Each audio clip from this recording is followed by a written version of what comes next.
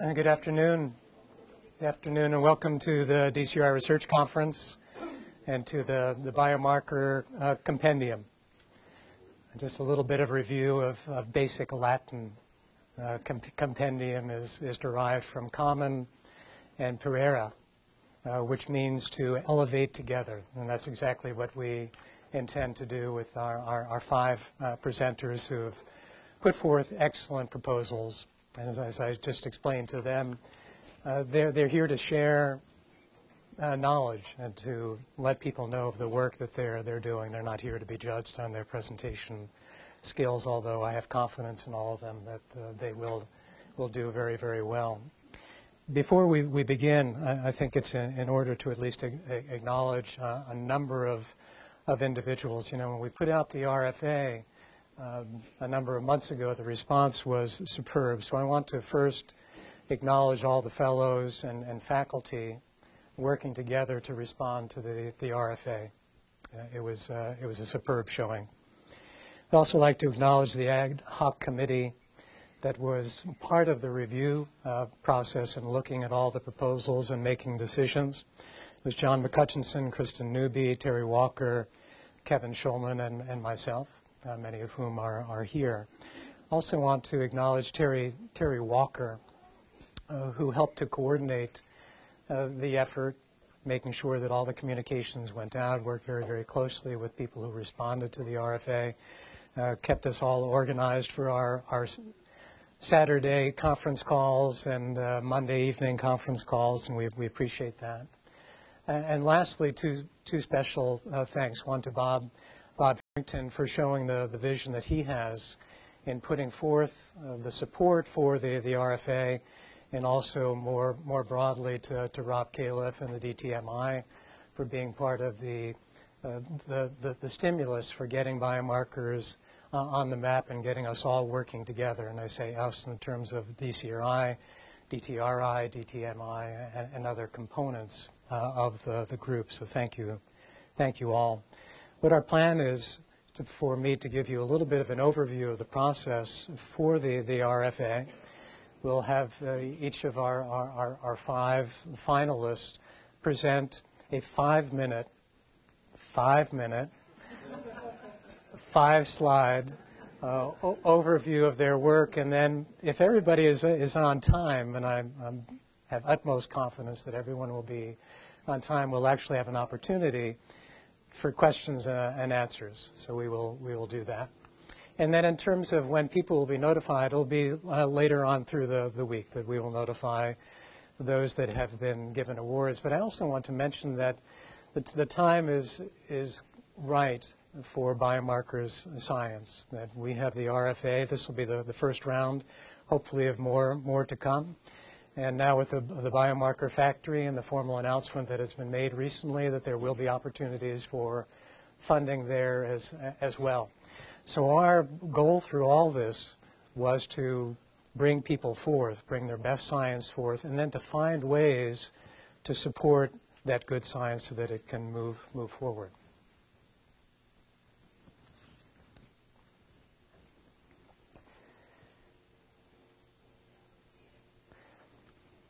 So I'll give you a little bit of an overview, and I thought this was appropriate to set the stage.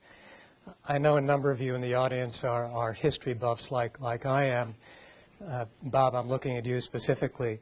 This is the first journal that was published, and this is the first issue of Philosophical Transactions that was published by the Royal Society in 1665. At the time, Robert Boyle was the president of the society, and when you read it, it says, giving an account of the present undertaking studies and labors of the ingenious in many considerable parts of the world. So the goal here was to set forth an agenda of science. When you read this first issue, which is fascinating, and it's a great read, there are several things that come forth. The first is kind of the Baconian view of science, which is inductive reasoning, rather than the Aristotle view of being more deductive reasoning. The second is there's a paper by Robert Boyle on cold and temperatures.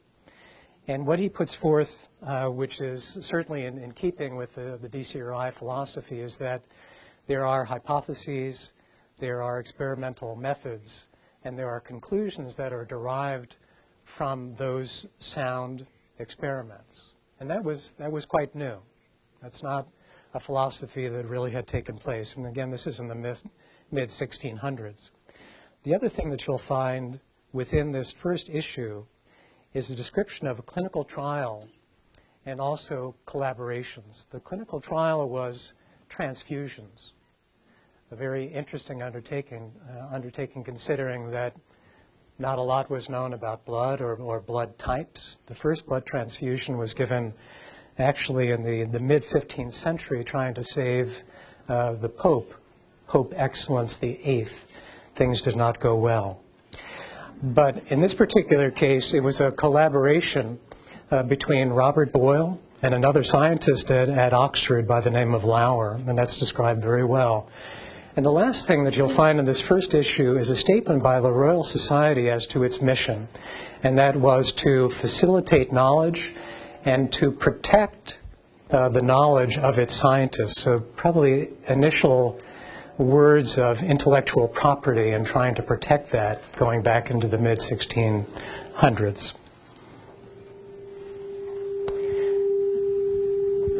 So it would be good if you could stop that.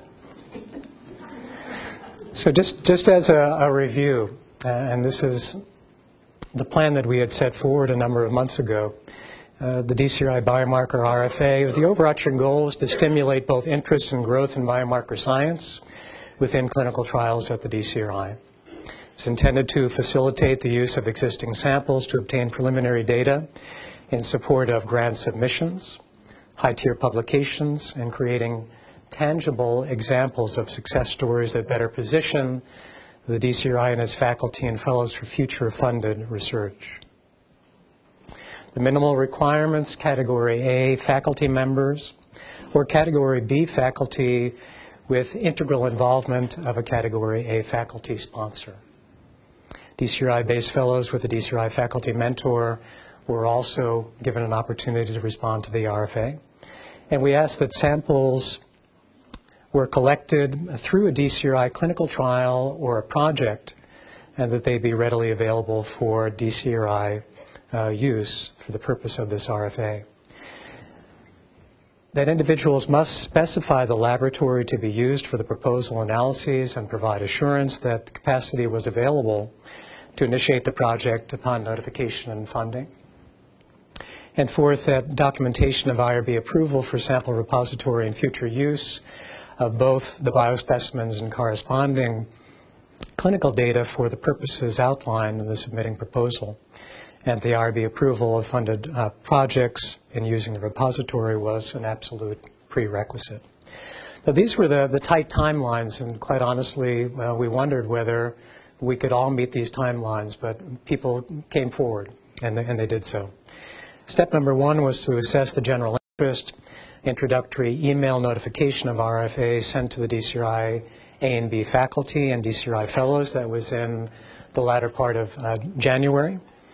Step two is an introductory biomarker science presentations at the DCRI research conference that took place on February 16th, and an overview of the RFA process. And there were supposed to be 3 presenters, but the first 2 presenters went a little bit long, so the third had to forgo.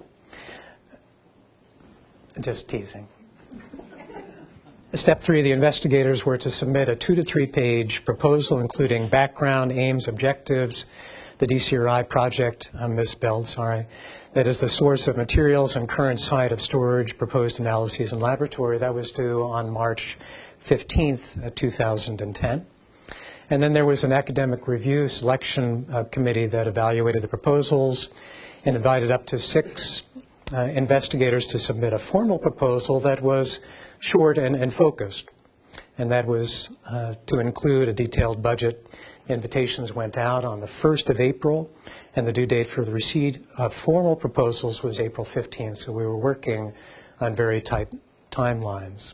The review committee notified the finalists on the 22nd of April, and the finalists are here to present an overview of their proposals at the conference, and as I mentioned, the awards will be notified in the next coming days. The money's awarded, of course, when there is notification of the IRB approval of the project. And 1 year from today, we will ask all those who have been funded to come back and present their work. So there will be deliverables. There will be expectations so that we can continue to offer these RFAs in the future. So it's upon the first group to come forward and do the work and to present their results.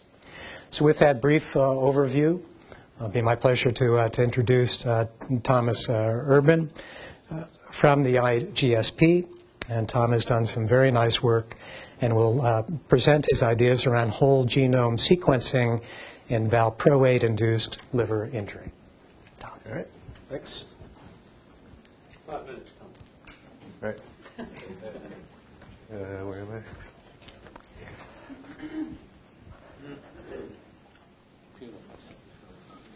Thank you. All right, great. Okay, thanks. I want to first thank John McHutchison here at the DCRI and David Goldstein at the Center for Human Genome Variation for co-sponsoring this. So the phenotype of interest, or the disease area, is called drug-induced liver injury. And so what we're interested in is finding ways of predicting these rare, serious drug toxicities that occur due to a variety of drugs, among which valproic acid is probably one of the most common precipitant drugs. So here we're talking about not just transient elevation of liver function tests, but severe hepatotoxicity, often requiring transplantation or resulting in death. So for valproic acid in particular, the liver injury tends to be pretty severe. It's also not uncommon in terms of compared to other drugs that are known to produce this toxicity. In fact, estimates up to 1 in 5,000 prescriptions can result in acute liver injury. And that number is even higher in some high-risk groups, children with epilepsy taking multiple anti-epileptic drugs in particular. And so our thought is, because this toxicity is so rare, that there may be some rare genetic determinant of risk for the injury. And so the goal here is to try to identify those genetic biomarkers for risk. And this is possible due to the efforts over the past, 5 years of the Drug-Induced Liver Injury Network, the nerve center of which is right here at the DCRI, headed by Jim Rochon, and John McHutchison as well, participating in this large multi-center network that's now recruited close to 1,000 patients with drug-induced liver injury due to a variety of drugs, and valproic acid is actually well represented in this cohort. So this network, actually, they're having their own meeting in the Durham Marriott Convention Center today, so I've actually had a little practice on this talk before I got here. The network is basically committed to, as one of its major efforts, is to find genetic markers for injury, as well as to describe the course of the disease. So the overview of the design is basically whole genome sequencing. So as opposed to genome-wide genotyping, where you're assessing lots of individual known genetic variants across the genome, to actually obtain the entire sequence of the patient genomes, annotate them for functional variations, so where they differ from the reference sequence or from known control populations, and then screen out things that we've basically already found not to be involved in valproic acid injury risk. So common variants, for the most part, we have already performed genome-wide association studies to try to look at the tendency for common variants to predict risk, and really haven't found much. So screen those out. And then what you've got left is a set of genetic variants that you can prioritize based on how they function. So what do they do to the genes, the protein structure? Might they alter splicing, for example? Do they delete entire exons, for example? All these things that are going to be predicted to have a high impact on gene activity. And then also prioritize them based on whether we see and enrichment of those types of variants in our highly selected case populations compared to controls. And in the initial stage, the idea is to use publicly available controls such as genome sequence as part of the 1,000 Genomes Project, as well as controls that have been sequenced in-house over at CHGV, and then other publicly available genomes that come online in the next 6 months, a year. And so once we have that list, then the idea is to take those variants that have the strongest prior evidence for function and enrichment, and then move into either replication cohorts of cases where we probably won't have that many because the toxicity is so rare, it's difficult to recruit large numbers of cases, but we'll have a few. But also look at large numbers of controls where we can then, we don't have to sequence their whole genomes. Now we just take those individual variants that we've ranked and genotype those directly in very large cohorts of controls and really make a determination as to whether there's a solid association between carrying these particular variants and risk of presenting with liver injury. So that's about all I have. So the idea, this is, as far as I know, the first attempt to use whole genome sequencing in any adverse drug reaction, and potentially could lead to discovery of some high-impact, useful clinical predictors of drug-induced liver injury risk. And if it works, then it's potentially applicable to other traits, not just diseases, but other adverse drug reactions, including perhaps even common adverse drug reactions as well. And thank you. Good. I think we have time for at least one question, perhaps even two, depending on whether the responses are brief. Jeff? Could you comment on the sample size that you need to get to the first step, of identifying those rare variants that you think are associated with liver disease? My question was about sample size needed. Mm-hmm. So there have now been a couple of groups that have looked at least Mendelian disease phenotypes and have gone with as few as 4, I think, individuals in families with in families in which there's a Mendelian disease segregating. And then the question is, do you see those same variants in controls? And then the numbers really depend on, how many variants you're going to type and how many control samples you have available. So I think the power question really will be for valproic acid DILI, how similar is the genetic architecture of that to a disease like cystic fibrosis, for example, where there's almost perfect one-to-one correspondence between the genotype and the trait. And I think we can probably handle, we've got something on the order of 20 cases available now, and hopefully even small deviations from that sort of simple Mendelian model we'll be able to handle. So that's, and now if it turns out that there are multiple variants, if each individual carries a unique risk variant, let's say, but they all happen to cluster in the same gene or set of genes, then we still should be able to pick that up as well, because we can prioritize based not just on the variant, but also on the gene involved. Good. Thanks, Tom. Appreciate it. Thank you. So with that, we'll move to our second presenter, Renato Lopes. Renato is a faculty member here at the Duke Clinical Research Institute and also at the Brazilian Clinical Research Institute. And Renato and his group have put forth a very interesting proposal on the metabolomics of acute myocardial infarction. So, Renato? Thank you, everyone. It's really my pleasure to be able to present our study entitled Metabolomic Profiling in Myocardial Infarction on behalf of my co-authors and also on the Heart Metabolomic Network investigators.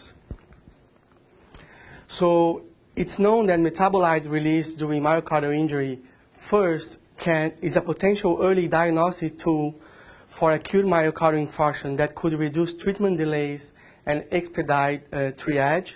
And second, can also provide insights into pathophysiology of ischemia reperfusion. we were able to perform a ischemia reperfusion animal model looking at ischemia and variation on some key metabolites, and we were able to detect significant increase of some key amino acids and acylcarnitines elements when compared from baseline to 180 minutes after ischemia reperfusion model. More importantly than that is that these signals and these regulations were detected within 45 minutes of ischemia already, which is much shorter than any other biomarker that we can use nowadays in terms of detecting ischemia and myocardial necrosis. So our study has two basic specific aims. First, to identify novel metabolomic signatures of myocardial injury in patients with ST elevation myocardial infarction. We hypothesize that STEMI is associated with time and infarct size dependent changes in metabolomic markers. And as a second aim is to determine the effect of ticagrelor, a new antiplatelet agent, on the myocardial metabolome during reperfusion. And regarding this aim, we hypothesize that beyond the superior antiplatelet effect when compared to clopidogrel, ticagrelor favorably modulates energy metabolism in the ischemic heart. So we're going to use blood collection samples from the Plato trial. In briefly, Plato study was a multi-center phase 3 randomized large clinical trial that looked at randomized patients with both STEMI and non-STEMI ACS and compared ticagrelor, a new antiplatelet agent, with clopidogrel. So we are using, we can observe here our timelines. So patients in the Plato trial got sample collection at baseline and at discharge. So the idea is that we're going to look at 24 patients who presented within 2 hours of chest pain, more 24 patients who presented within 4 hours of chest pain, and more 24 patients who presented within 12 hours of chest pain, and look at their baseline profile. And since our interest and we expect the higher signal of changes in the early on, we're going to perform also a 24-patient cohort validation of our findings. And for the second aim, within the first 12 hours, we're going to have 96 patients that we're going to be comparing their baseline platform of metabolites with the discharge platform, since we have baseline and discharge blood from these patients. It's important to know that notice that we're going to make sure that we stratify accordingly between patients receiving clopidogrel and patients receiving ticagrelor in each group of patients in each time point. In terms of biochemical methods, we're going to quantify 70 candidates metabolites, including glucose, fatty acids, and amino acids. We also going to look at non-targeted metabolomics.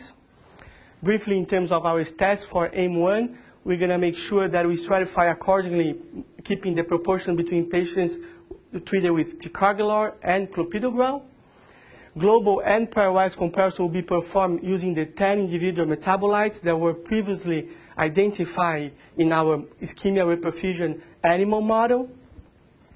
We're going to also correlate the metabolite level with final infarct size, and also the significant metabolites will be compared categorically with the values of troponin. For the second aim, longitudinal comparison of individual metabolites will be performed, and we're also going to attempt to do some kind of principal components analysis to identify metabolomic groups. And to finish my talk, I'd just like to introduce our discovery platform that actually includes 3 stages.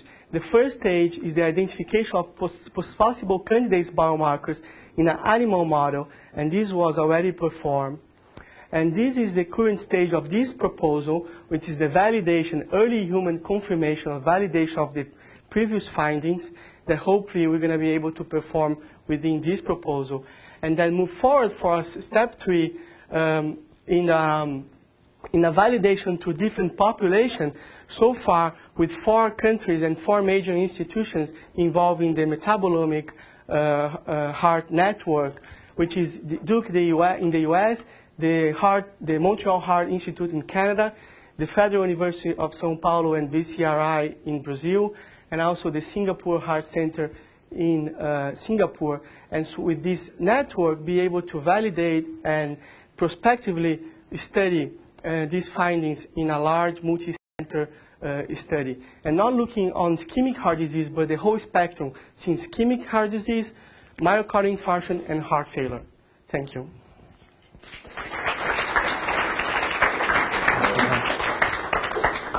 Nicely done, Renato. Thank you. We have time for a question. So is the purpose to understand the pathophysiology and as well as the treatment response, or is the purpose to develop a biomarker that will predict response? I don't quite understand. I think are both. The pathophysiology is definitely something that we are very interested in looking at, try to understand a little bit more of the oxidation of the ischemia-reperfusion model. But since we also have the treatment effect of ticagrelor and prasugrel and clopidogrel, and there is this idea and previous studies shown that ticagrelor might have an effect other than just antiplatelet agent, we also want to look at that as well. Good. Question? Could I just ask the question maybe slightly differently? I think it's a great study. I wanted to know how you envision this being used clinically, and what kind of, if it's really going to be a clinical biomarker, what kind of turnaround time are you going to need for these kinds of analytes? I think it's a great question, and we know that this takes a long time for something being developed and then through all the steps, and then also to validate and how these correlate in adjustment models with outcomes. But I think ideally we would like to identify one or two or how many biomarkers that pass through the whole spectrum and we're able to predict and maybe even tailor treatment in terms of patients with ST elevation myocardial infarction. This takes a long time, and then also pass through all steps of the development of biomarker, which is not that short. Good. Thank you, Renato. So our third presentation will be Pierluigi Tricoci. Pierluigi is a faculty member here. He'll be presenting an overview of his proposal that addresses gene expression profiling in patients with acute coronary syndrome and utilizing the early ACS trial as a platform for that work. So thank you for this opportunity. Also, let me thank you, in particular Dr. Christine Newby, that introduced me to this field, and also for her for supporting this particular study and mentoring me through this proposal. So in this study, we aim to study RNA expression, so gene expression profile. So just to give a little bit of background of this, so most of what we know about genes is about gene variants and polymorphism, but knowing which type of gene a person has, it doesn't tell how this gene actually is going to work. And while the RNA expression profiling evaluates the interaction between a gene and the environment, and in terms of a disease, we particularly aim to evaluate the change in RNA expression in response to disease status and in response to therapy. In this particular study, we evaluate patients with acute coronary syndromes, and our hypothesis that evaluating the gene expression in patients with ACS may increase our understanding of the mechanism of the acute phase and the one surrounding the adverse events, may help understand how the drug that we currently have work on gene expression, and also may help us identify new potential target for therapies, or also potential new biomarker for evaluating those disease. And also, we hypothesize that RNA expression can be integrated into clinically prediction models, so models that contain clinical information, other biomarker information, so to increase our capability to predict risk and to tailor treatment.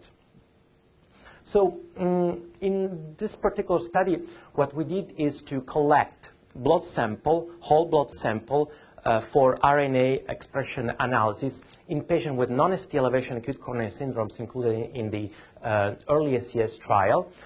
And that was a sub-study, a small sub-study that we did in early ACS, just a 3 sites, and we were able to collect to include 64 patients, these 3 sites, and we collected whole blood into Povsic tubes at 2 time points. The first one were collected at randomization, and the other one post angiograms.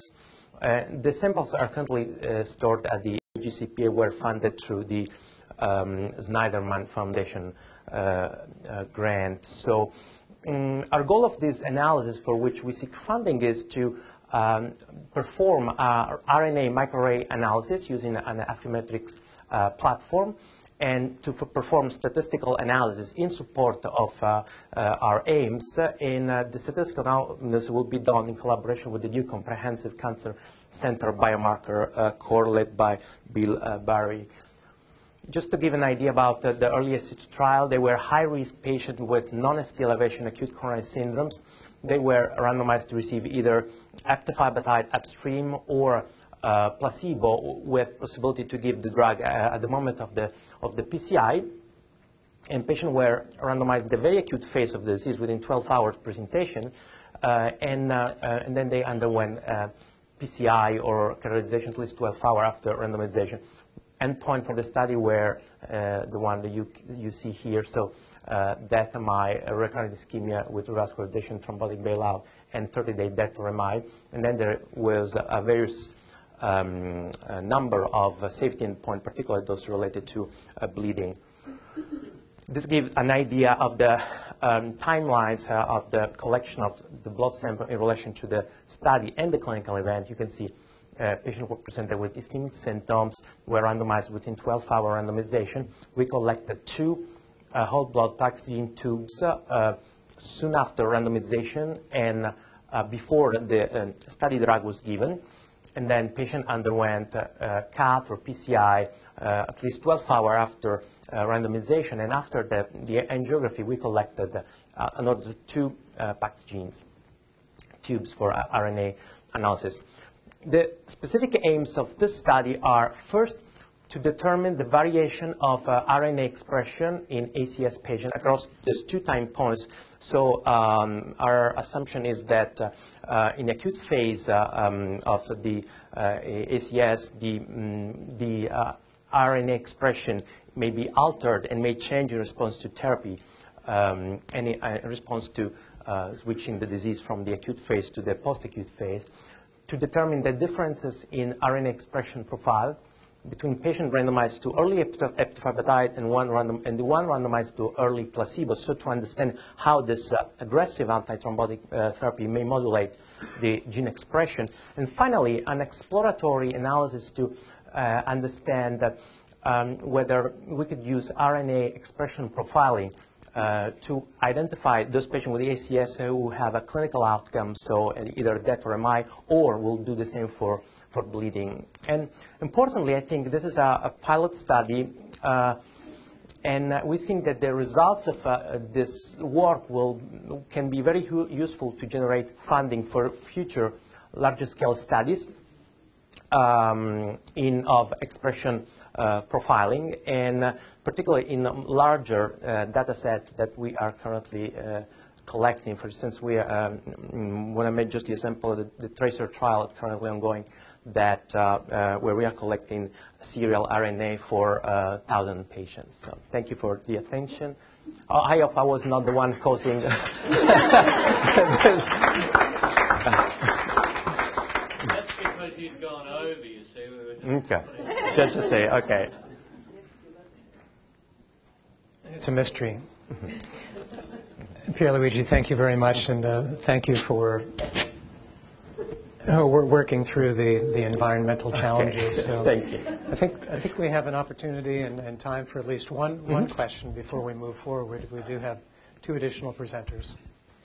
Can you allude to the non-cardiologist how the PBMCs would reflect what's happening in the heart? What's your hypothesis there? And do you have any preliminary data? There are a couple of preliminary studies that have been done at Duke in particular. And so first, there is one of the landmark studies done on RNA expression was done using aorta samples.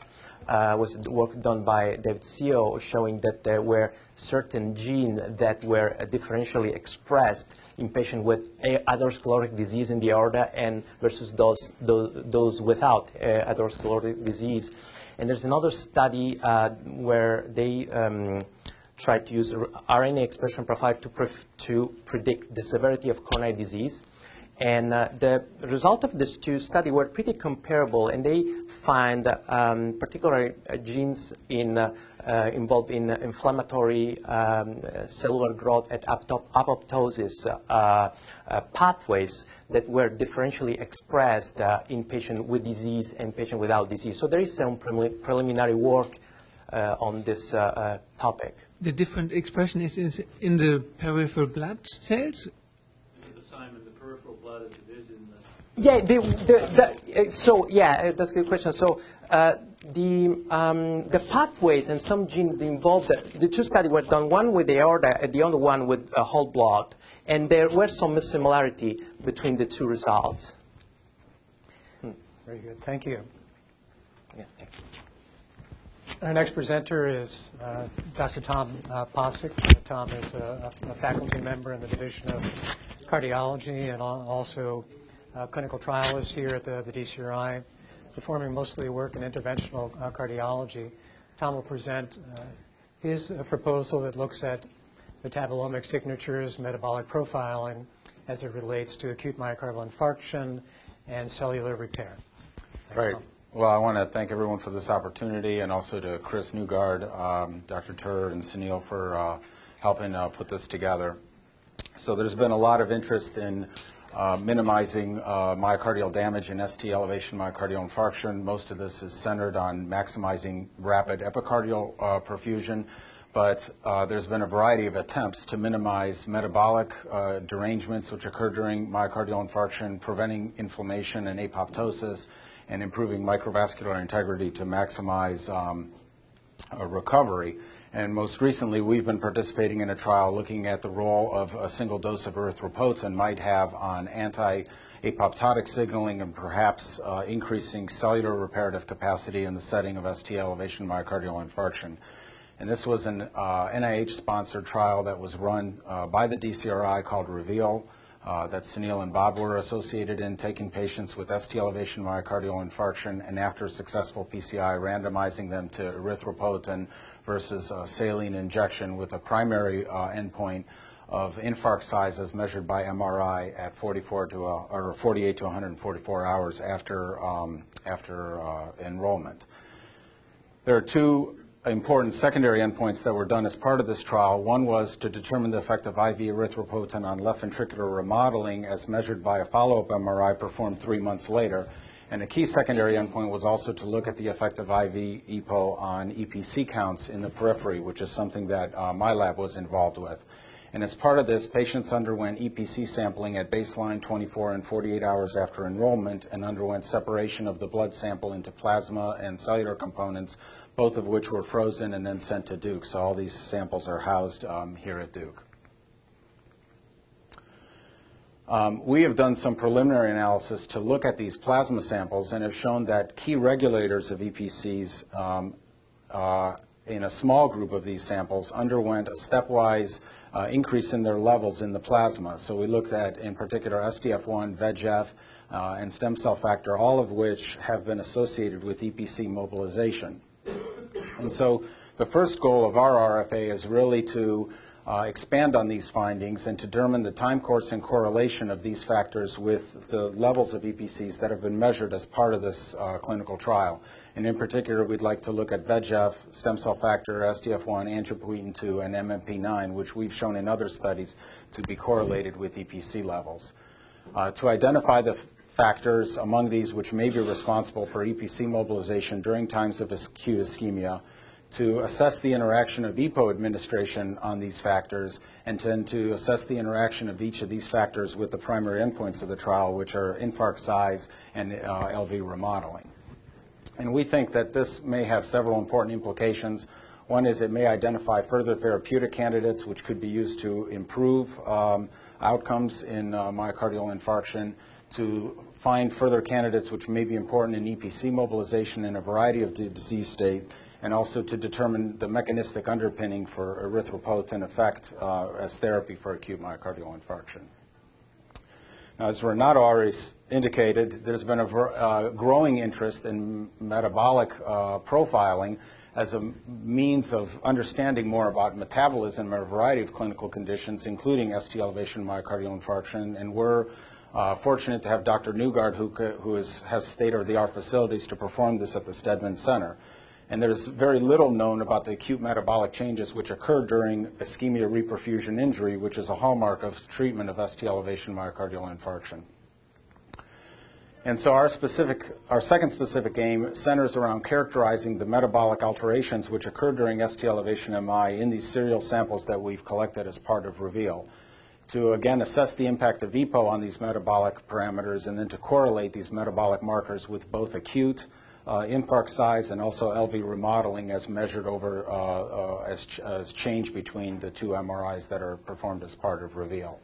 And finally, Aslan has done some preliminary work showing that caspase levels are elevated in certain patients who undergo primary PCI, and so we would also like to assess caspase levels as a marker of apoptotic signaling in these samples. Again, the impact of this is potentially to characterize a series of metabolic markers in the time course of ST elevation myocardial infarction, and we believe that these markers may then be used as surrogate endpoints to determine the impact of novel therapies aimed at minimizing ischemia reperfusion injury by directly assessing the efficacy of these therapies on direct metabolic markers. Again, it'll give us insight into the mechanism of action of erythropoietin and might identify new pathways to target and minimize both acute myocardial damage and LV remodeling in the post-myocardial infarction period, and lay the groundwork for the use of markers of apoptotic signaling as markers of being able to determine how much apoptosis is occurring in a variety of clinical conditions. And I'd be happy to take any questions.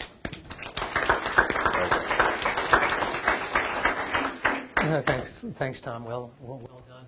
We have time for one question. Perhaps I'll take the liberty, as I don't see anyone raising their hand. What do we know about erythropoietin already? Do we know things about erythropoietin's effect on EPCs? Well, erythropoietin's been shown in a variety of preclinical models and some early clinical work to mobilize endothelial progenitor cells. It's also been shown in some studies in MI to actually predict infarct size. At least your baseline EPO level has been correlated with infarct size. So, one of the proposed mechanisms of EPO as a therapy for acute MI was that it would mobilize endothelial progenitor cells. There's very little known about the time course of EPC mobilization in acute MI. This is going to definitely be the largest enumeration of EPCs in the peri-MI setting. Yes. Very nicely done. Thank you, Tom. And our last presenter of the Biomarker Compendium will be Deepak Voora. Deepak is a fellow who will be coming on staff. He's been working with colleagues at the IGSP as well as here at the DCRI. And Deepak will present his proposal that looks at genetically guided antiplatelet therapy.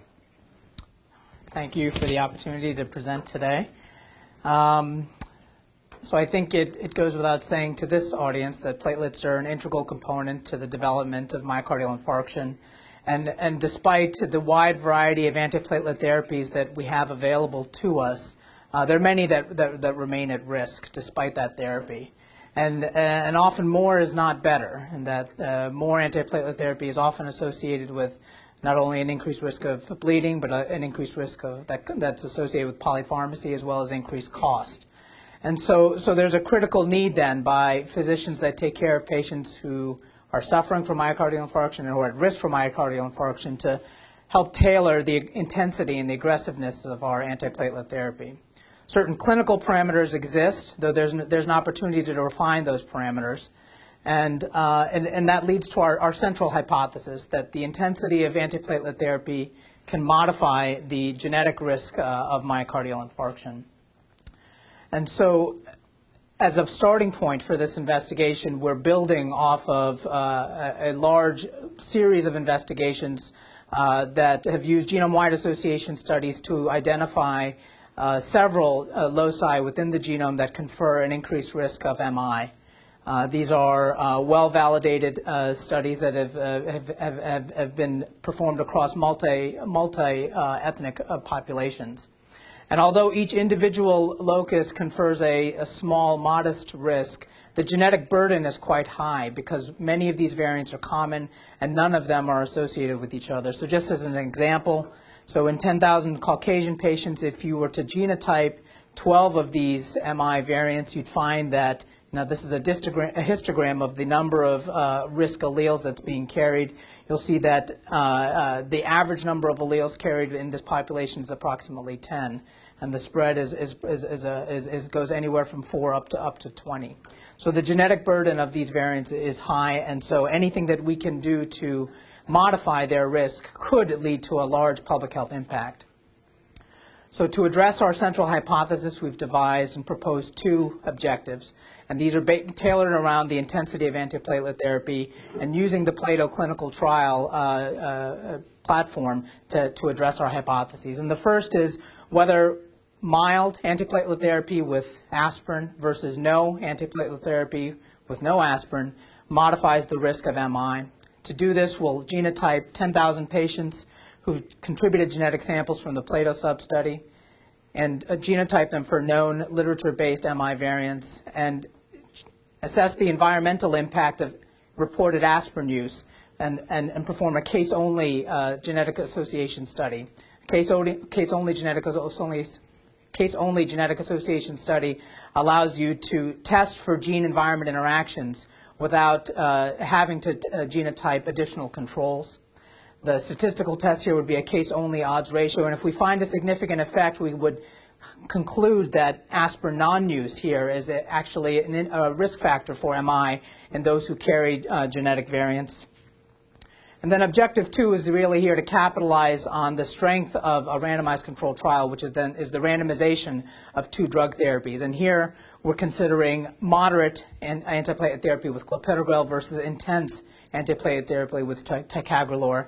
Again, using this platform of genotyping literature-based MI loci and now looking for the interaction between the number of MI risk variants with randomized drug treatment, hypothesizing that those patients who carry numerous MI risk loci will have a greater benefit from intense antiplatelet therapy compared to moderate antiplatelet therapy.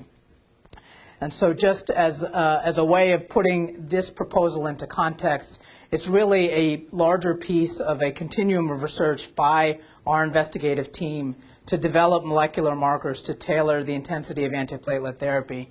We've started with preliminary observations in the CathGen cohort that's developed here at Duke, taking those and building on them into the Plato study, which already has detailed medication and clinical data that was housed here at the DCRI, and ongoing, actually already completed pharmacogenetics-based work on two known loci known to influence the response to clopidogrel. Here's our proposal where we'll be adding to this already growing body of data. Beyond this, we know that altered metabolic pathways are associated with MI and coronary artery disease from our prior studies, and we'll be able to add to the metabolomics piece that's already being performed in Plato to identify not only genetic markers but metabolomic pathways that might be used to help tailor the intensity of antiplatelet therapy. And finally, we also have ongoing studies looking at trying to identify, using gene expression profiling to identify novel genes that might be associated with the response to aspirin. And once we have those in hand, we'll have an opportunity to take more in-depth sequencing and genotyping within Plato to try to validate these findings. So, in summary, we hope to build on this larger continuum of research to build the foundation of what we hope will be a paradigm where we will use molecular profiles to guide the intensity of antiplatelet therapy to prevent myocardial infarction. And with that, I thank you for your time and take any questions. Good. Kevin, you have a question? Yeah, we just submitted this paper looking at clopidogrel and whether or not genotype influences clopidogrel. How are you trying to validate the Harvard work on clopidogrel in this piece? Is that the work that was already done in pharmacogenomics, or? Yes, so the variants that we're talking about are the CYP2C19 locus and the ABCA1 loci, which have already been well characterized in the literature, and that genotyping is already being done in Plato and is separate from the proposal that we're talking about today. So we'll be building on top of those variants as part of this proposal. So just naively, what other variants are you looking at and how many?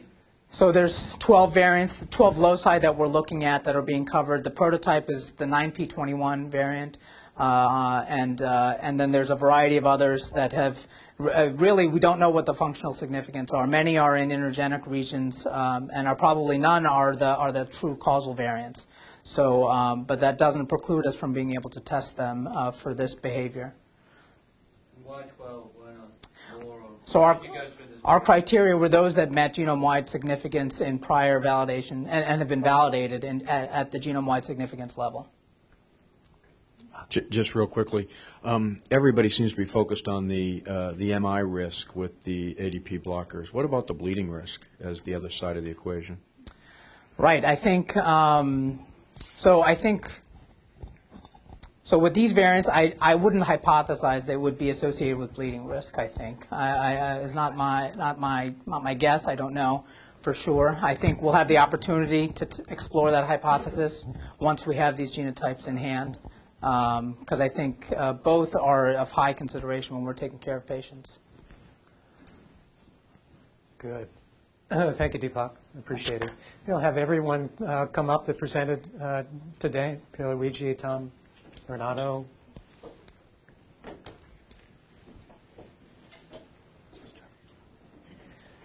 Well, first and foremost, I'd like to thank each of you for excellent presentations and also for the science that you've put forward in your proposals. And I think we as some of the faculty members and have an opportunity to read your work and to think along with you and to dream along with you. And I also want to acknowledge those who responded to the RFA who are not here today. Again, as John can vouch for, we had a dozen or so superb proposals, and certainly our plan to try to move each of those proposals forward by any means that we can, including providing a little bit of direction as to how the aims and hypotheses can be strengthened for future proposals, because we're here to generate the next generation of scientists and the work that goes along with that. So thanks to all of you, and thanks to John and to Bob for your support and your guidance, and thanks to all of you for joining us today.